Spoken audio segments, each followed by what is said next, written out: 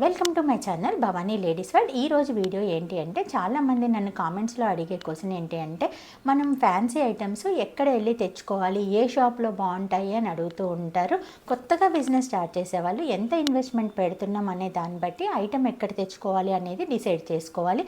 మనం ఒక 5,000, 10,000, 20,000 వీటి పెట్టి మనం బిజినెస్ స్టార్ట్ చేద్దాం అనుకున్నాం అనుకోండి, మనం లాంగ్ వెళ్ళి ట్రాన్స్పోర్ట్ ఛార్జెస్ ఇవన్నీ పెట్టుకొని దూరం వెళ్ళి దానిలో ఒక 2-3 వేలు ట్రాన్స్పోర్ట్కి వీటికే సరిపోతూ ఉంటాయి. మనకి ఐటమ్ అనేది తక్కువగా వస్తుంది.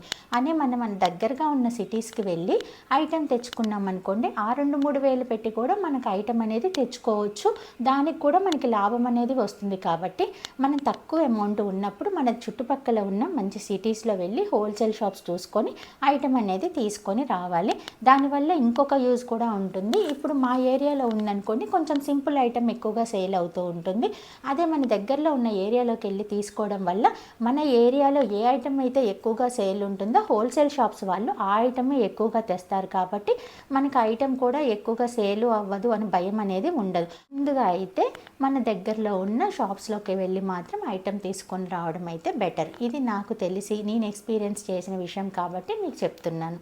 ఎలా ఉందండి ఈ వీడియో? నా ఛానల్ కనుక మీకు నచ్చితే లైక్ చేయండి, షేర్ చేయండి, సబ్స్క్రైబ్ చేసుకోండి.